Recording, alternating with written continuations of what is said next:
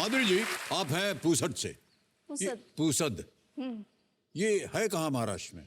Sir ये Yavatmal district से आता है। यहाँ की खासियत ये है कि जो महाराष्ट्र के जो मुख्यमंत्री है श्री वसंतराव नाईक जी और सुधाकर नाईक जी, वो हाँ जी, पुसद के वो रहिवासी वहीं है। से थे, तो काफी एक ये राजनीतिक एक स्थान है। हाँ सर।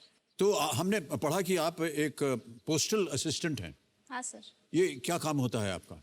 सर ये डिपार्टमेंट ऑफ पोस्ट में क्लरिकल की पोस्ट है, जहाँ पे आपको काउंटर पे बैठना है। पब्लिक से आपका डायरेक्ट कांटेक्ट रहता है, जैसे स्पीड पोस्ट बुक करना, रजिस्टर बुक करना, मनी ऑर्डर बुक करना, इलेक्ट्रिक बिल बुक करना। यहाँ तक कि अभी डिपार्टमेंट ऑफ पोस्ट ने फाइनेंशियल भी बहुत IPPB करके इंडिया पोस्ट पेमेंट बैंक नई स्कीम शुरू की है, जिसके ज़रिए फाइनेंशियली जो लोग जैसे पेटीएम जो काम करता है वो सब काम IPPB कर सकती है। और सबसे बड़ी खासियत डिपार्टमेंट की ये है सर कि इसकी जो ब्रांचेस है ये छोटे से छोटे कस्बे में भी है। तो जो नेटवर्क है वो इंडिया में सबसे बड़ा नेटवर्क डिपार्टमेंट ऑफ पोस्ट का है। तो यही मैं आपसे पूछने जा रहा था। आजकल तो लोग चिट्ठी वगैरह लिखते नहीं है, इंटरनेट पे अपना सर ये टाइप करके भेज गलतफहमी है देते हैं। सर। हाँ? ये गलतफहमी है। गलतफहमी है? हाँ सर। अच्छा, आजकल भी लोग चिट्ठियां भेजते हैं, बहुत से लोगों को पता नहीं है।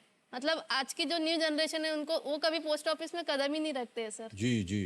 तो मैं ये कहना चाहूंगी कि डिपार्टमेंट ऑफ पोस्ट जो है वो बहुत ही अच्छा काम कर रही है, लोगों को सेवा दे रही है। वहाँ पे आपको लोग आते हैं, लेटर लिखते हैं, मनी ऑर्डर करते हैं, आज भी करते हैं। ये जो प्रोग्रेस जो हो रही है इंडिया में, बैंकिंग सिस्टम जो बढ़ रहा है, उसके वजह से डिपार्टमेंट ऑफ पोस्ट का काम और बढ़ रहा है। और बढ़ गया है। हाँ सर। कैसे? जैसे आप कोई बैंक में अकाउंट ओपन करते हैं, जी हाँ, तो उसमें बहुत सी फैसिलिटी आपको दी जाती है, जैसे कि चेकबुक हो गया, ATM हो गया, डेबिट कार्ड, क्रेडिट कार्ड। तो ये सब जो डिलीवर करने का काम करता है डिपार्टमेंट ऑफ ये पोस्ट पोस्टल डिपार्टमेंट हाँ करता है। सर। ओहो। तो उस वजह से डिपार्टमेंट ऑफ पोस्ट का काम कभी कम नहीं होता है सर। लेकिन वो जो लाल यंत्र होता था ना जिसमें हम लोग चिट्ठी घुसेड़ते सर थे, आज भी है। किधर है? है सर। हमको तो दिखाई नहीं देता आजकल। सर आप रोड पे जब निकलेंगे ना तो आपको हमारी उसके हर बड़ी जगह पे मित्रता थी। दिखेंगे। हम स्वयं जाते थे उसमें, अपना चिट्ठी उट्ठी डालते थे, फिर अंदर झांक के देखते थे गिरा कि नहीं अंदर। कई सर बार हमने होता भी था देखा ना, है। और हमको लगता था ये जाता कैसे है?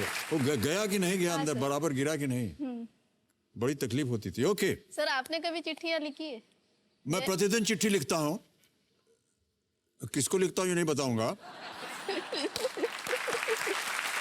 लेकिन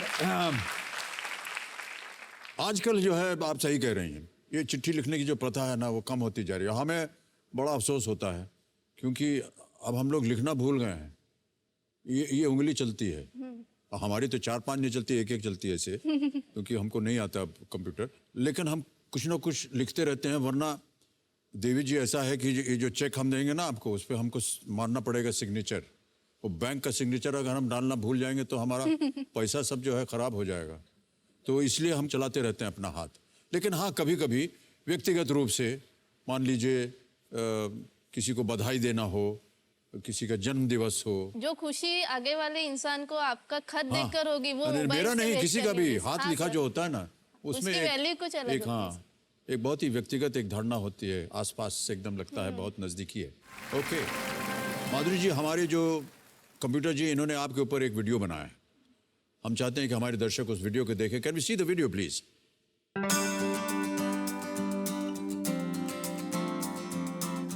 मेरा नाम माधुरी असाटी है और मैं पुसद महाराष्ट्र जिला यवतमाल से बिलोंग करती हूँ। मैं as a postal assistant Kanan Pipri post office में काम करती हूँ, जो नागपुर ग्रामीण विभाग में आता है। मेरा ऑफिस कामठी से अराउंड 10 किलोमीटर दूर है और मुझे ऑटो से आने जाने में बहुत परेशानी होती थी। पापा को मैंने बोला कि मैं एक सेकंड हैंड स्कूटी ले लेती हूँ। तो पापा ने कहा ठीक है, अगर आपको ज़रूरत है तो मैं अपनी स्कूटी भेज देता हूँ। लेकिन वो खुद पैदल चले, लेकिन उन्होंने मुझे तकलीफ नहीं होने दी। तो ये उनका एक सैक्रिफाइस था जो उन्होंने मेरे लिए किया, और मैं चाहती हूँ मुझे जो कुछ सैक्रिफाइस करना पड़े मैं वो करूँ, वो मेरे लिए कभी सैक्रिफाइस ना करे। हर किसी की ज़रूरतों को ध्यान में रख के उनको पूरा करना बहुत मुश्किल जाता है, लेकिन मेरे पापा ने तो परवरिश ना अच्छे तरीके से कर सकते थे उतना किए, कभी किसी चीज़ की कोई कमी हमको होने नहीं दी है। तो जहाँ तक मेरी फैमिली का सवाल था, तो मेरे पापा को भी बहुत लोगों ने बोले कि आप क्यों पढ़ा रहे हो लड़कियों को, लड़की की कमाई थोड़ी आपको खाना है, इस लैंग्वेज में बात करते थे। मैंने तो कभी नहीं सोचा कि भाई लड़का और लड़की में ये, लेकिन लड़कियां जब आगे बढ़ रही है तो लड़की को आगे बढ़ाने में क्या हर्ज है। उनके बाहर सर्विस के लिए भी मैंने परमिशन दे दिया। तो जॉब जब लगी मुझे, तो लोग बोलने लगे आप जॉब मत कराओ लड़की से, घर से बाहर लड़की को मत भेजो, फिर अगर कुछ कम ज़्यादा हुआ तो इसकी शादी कैसे होगी। कि मेरे पापा ने कहा नहीं, जब उसको जॉब लग रही है, गवर्नमेंट जॉब लग रही है और वो खुद के दम पे ले रही है, उसके लिए मुझे अलग से कुछ नहीं करना पड़ रहा है, तो वो जॉब करेगी, मेरी लड़की आगे बढ़ेगी।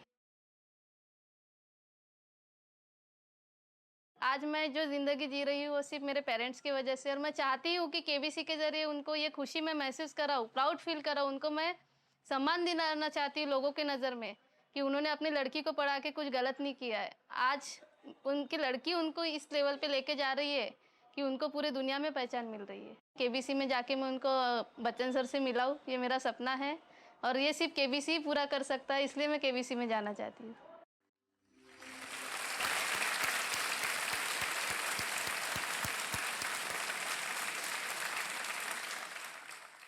भाई साहब, आपको मैं प्रणाम करता हूँ।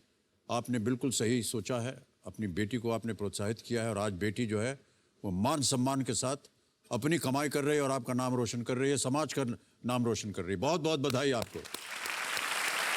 ये बिल्कुल गलत धारा है और ये हम कई बार सुनते हैं। यहाँ पर बहुत से कंटेस्टेंट्स आते हैं, बहुमूल्य रुपया यहाँ से लेकर के जाती हैं, वो साबित करती हैं समाज को कि एक बेटी में भी कितना दम है कि वो समाज के सामने खड़ी होकर कह सकती है कि बेटे की जरूरत नहीं है, मैं अपने आप अपने पैरों पर खड़े होकर के नाम रोशन करूंगी। बहुत बहुत बधाई आपको। कैसे आपके मन में आया कि आपको अपनी बेटी को प्रोत्साहित करना चाहिए? शुरू से ये मेरा है कि शिक्षित हो बच्चे। भाई साहब, आप बहुत सही उदाहरण हैं। बेटी बचाओ बेटी पढ़ाओ का जो हमारा टैगलाइन है भारतवर्ष में चल रहा है आजकल, उसके लिए बहुत बहुत बधाई आपको। माधुरी जी, आपने ये पोस्टल असिस्टेंट की जो नौकरी है यही क्यों चुनी? बचपन से हम देखते आ रहे हैं कि हर चीज़ के लिए हमको सेक्रीफाइस करना पड़ रहा है। पापा ने वैसे कभी किसी चीज़ की कमी होने नहीं दी है, लेकिन जब वो मेहनत करते थे हम देखते थे वो कितनी मेहनत हमारे लिए सिर्फ भागदौड़ कर रहे हैं। एक समय ऐसा आया सर कि जब मैं 9th स्टैंडर्ड में थी तो मेरे पापा की तबीयत बहुत ख़राब हो चुकी थी। मतलब उन्होंने किसी बात का टेंशन ले लिया था, उन्होंने कभी बताया नहीं क्या प्रॉब्लम थी, लेकिन उनकी फाइनेंशियली प्रॉब्लम थी, ये हमारे समझ आया था। सब यही बोलते थे कि इनकी लड़की की वजह से इन्होंने टेंशन लिया है, मतलब जिम्मेदार हमें ठहराया जा रहा था। मैं और मेरी बड़ी सिस्टर, वो भी जॉब करती है, टीचर है, तो हम दोनों पढ़ाई में अच्छे थे और भाई हमारे छोटे हैं हमारे से। तो हमने ये सोचे कि जो भी करना है फैमिली के लिए अब हम दोनों को ही करना है, आगे चल के हमको पापा का बेटा बन के सामने आना है। तो हमने सर पढ़ाई के पीछे अपनी जान, मतलब एक तरीके से पढ़ाई के पीछे पड़ गए सर। दिन रात बस पढ़ाई पढ़ाई पढ़ाई, बस हमको जॉब लेना है किसी भी हाल में। जॉब करने के लिए जब हम कॉम्पिटिटिव के इसमें जब गए तो देखा कि वहाँ बहुत कंपटीशन है, हर कोई गवर्नमेंट जॉब के पीछे पड़ा है सर। उसमें सर्वाइव करना बहुत मुश्किल है, अगर आपके पास ज्ञान है तो ही आप गवर्नमेंट जॉब ले सकते हो। तो बहुत से इसमें मैं फेल भी हुई, कहीं मेरे 2 मार्क्स से नंबर गया, कहीं 4 मार्क्स से, तो निराश नहीं हुई सर, क्योंकि जॉब लेना था, ये टारगेट था। तो बस उसके पीछे पड़े और फिर मुझे पोस्टल असिस्टेंट की जॉब मिली। मेरी ज़रूरत भी थी, मेरी ख्वाहिश भी थी और मेरे मम्मी पापा का सपना भी था कि मैंने जॉब करना, इसलिए सर मुझे जॉब मिली और मैं वो जॉब अभी तक कर रही हूँ। मुझे 8 साल हो गए मैं जॉब कर रही हूँ सर। बहुत बहुत बधाई आपको।